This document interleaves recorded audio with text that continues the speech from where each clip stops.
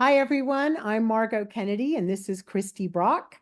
And we are wiicre. We invest in commercial real estate.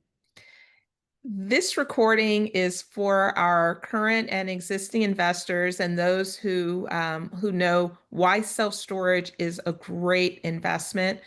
We're going to skip right ahead to just talking about why we like Access Mead and why we think this would be a great addition to your portfolio. Quick disclaimer.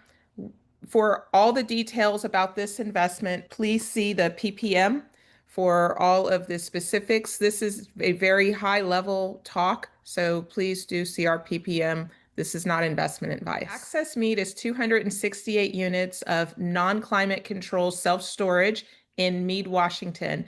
We are purchasing the property for $4.65 million, and we expect to hold it for about 5 years with an exit value of 7.25. We have three different asset classes that we're offering on this, Class A, B, and F. And we will get into the details of that a little bit later on in our presentation. So, what do we like about this deal? So, this property is located in Mead, Washington, which is about 10 miles north of Spokane. And it's right in the path of progress, which is great. There's a lot going on there, new freeways being built and lots of development of housing areas. The facility is about 45,000 square feet on 2.5 acres, and it's a well-traveled road with lots of high visibility, 268 non-climate control units that were built in 1986, and they currently have an 81% physical vacancy, but their economic vacancy is only 62%, which gives us something to work on. The construction is metal and block, and the units are sitting on a concrete slab. This is the unit mix, and as you can see, there are quite a few large units on this property, more than in our last property. So this property is in a really great location. As we said, it's in the Spokane MSA, which currently has about 600,000 people, and it's one of the faster growing metro areas in the Pacific Northwest. People are migrating there from Seattle and Portland and California, and this growth is projected to continue well into the next decade. The cost of living there is much more reasonable than Seattle and Portland and California. And so it attracts retirees. It's great for remote workers and just families overall seeking affordability. The economic stability there is supported by a good employment base with healthcare, education, manufacturing, aerospace. And the top employers include Providence Health, Gonzaga University, and Amazon. So as the area has increasing urbanization and multifamily construction is tightening, available space is continuing to have more demand. And so this limited supply creates more of a need for storage in certain areas, including Mead. So these two graphs show on the left, the one shows each year the number of people that migrated to the Spokane area.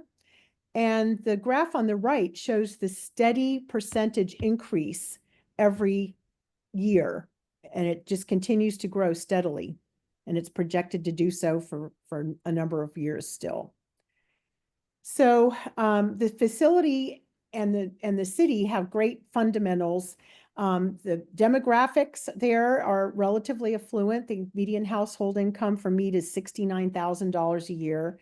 And there's high ownership there than there is in some areas, and a lot of vehicle ownership. And those things really correlate with the need for storage, like toys.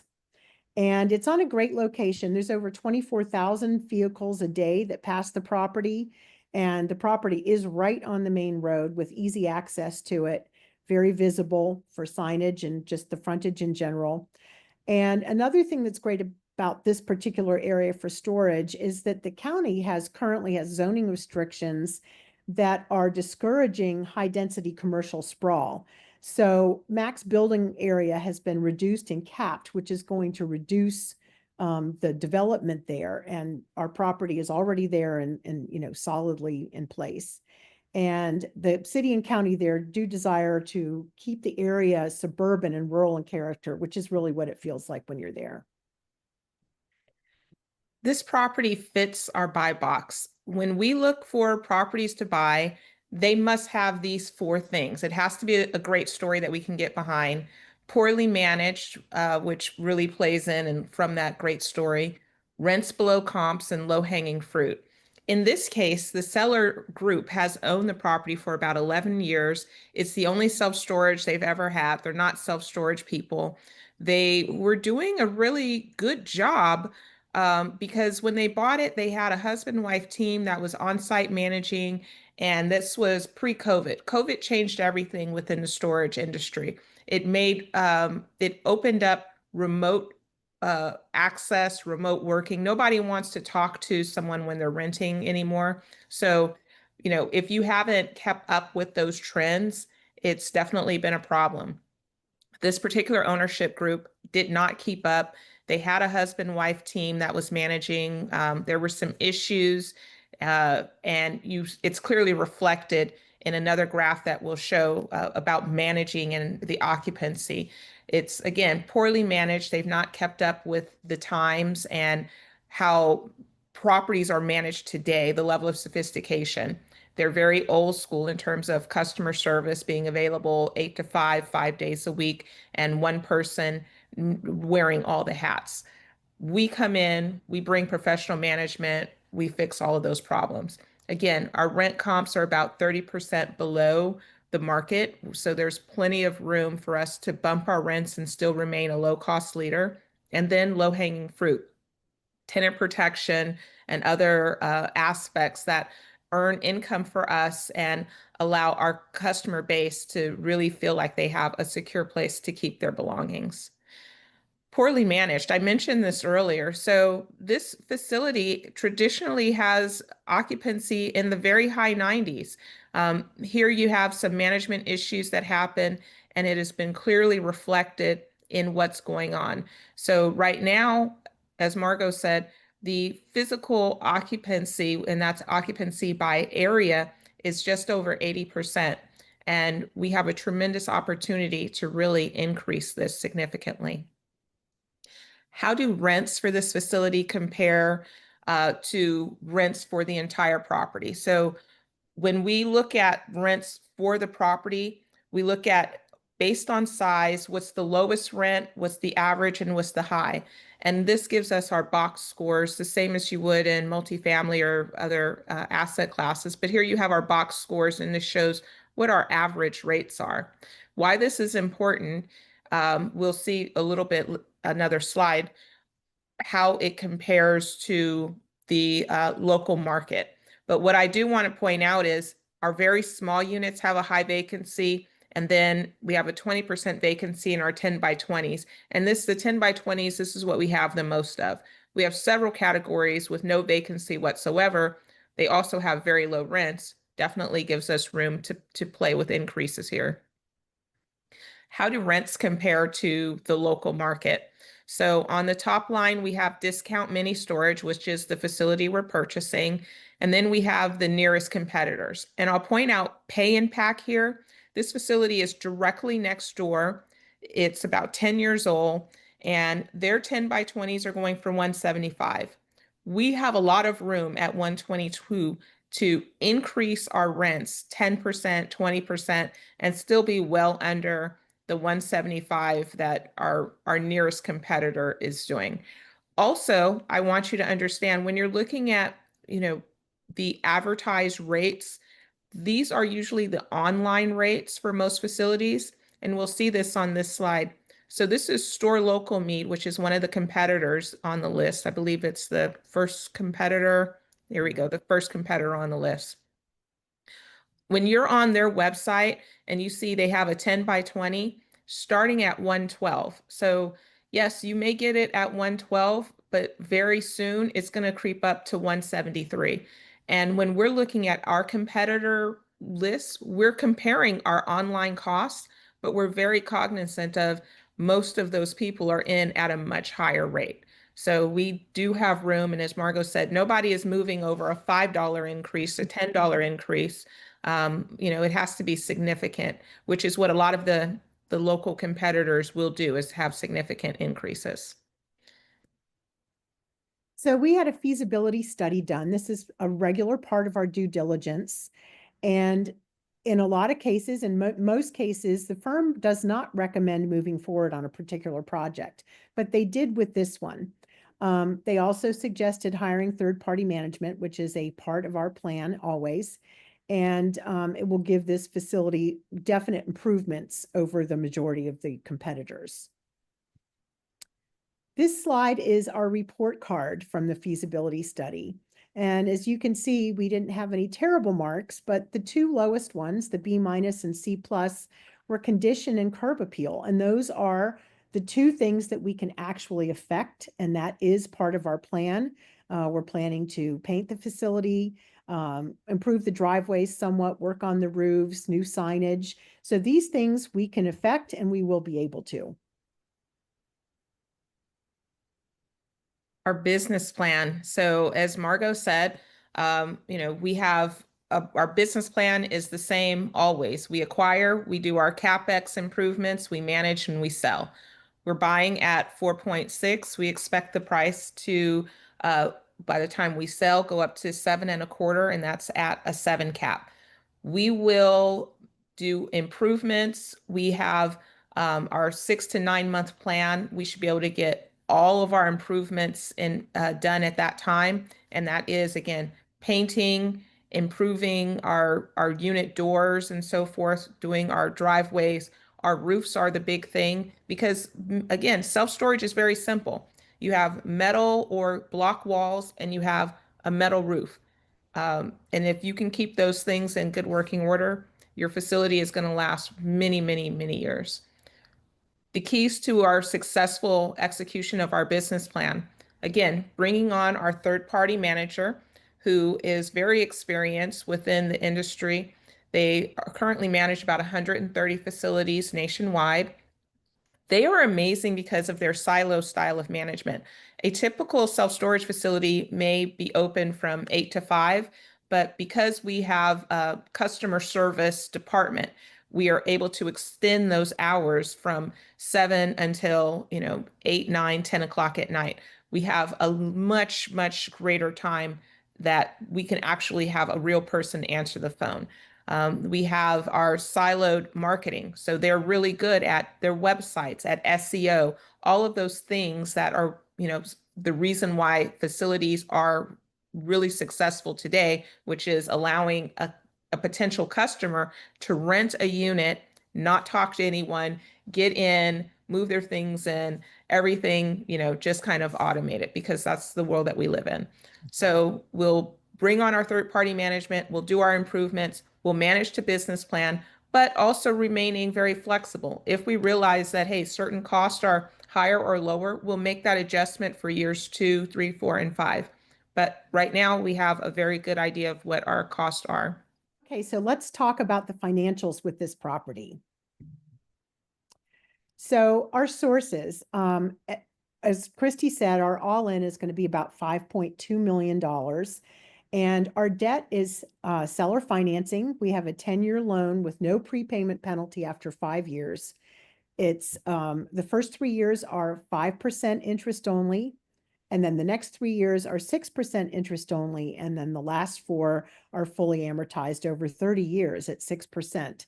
So we have a really great debt situation here. We're going to raise 1.5 million to round out to the 5.22. And our purchase price is 4.65 million, as we said. Our startup costs and closing costs are going to be $184,000. Our CapEx and working capital and reserves are $360,000, a little bit over. And our acquisition fee is just under $26,000, again, for the total of 5.22 million. The 5-year pro forma that we're showing here, first let's talk about the income. Current income for the property is at just over 500,000 based on actual scheduled rents. And the total effective income for last year was just under 346,000. The other income line, I'll point out, currently is 100% a cell phone tower. It's income from a cell phone tower. And that income will continue through the life of this investment. We are projecting that in year one, we'll only increase rents by 5%, in year two, 10%, and in years three, four, and five by 7%. This again is extremely modest given that we are about 30% below our comps. So we have the ability to increase significantly more. However, we're being conservative in our increases because who knows where the economy is going. We want to maintain our high occupancy once we get it up there. And we do expect in year one to get our occupancy back into the 90s and then to do that rent bump. When we talk about our expenses, we have marketing. We expect to have a big marketing spend year one as we get the property up to the occupancy level that we're targeting. And then we'll taper off or bring it back down a little bit. Our admin in general, all of our other expenses, everything here is increasing at 3%, except for utilities. We're increasing at 5%, just because utilities do tend to increase a little faster.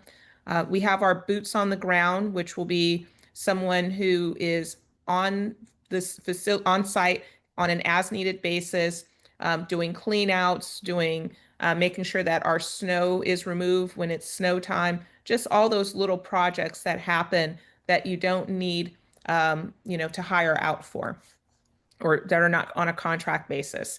I will point out, we did not adjust our underwriting.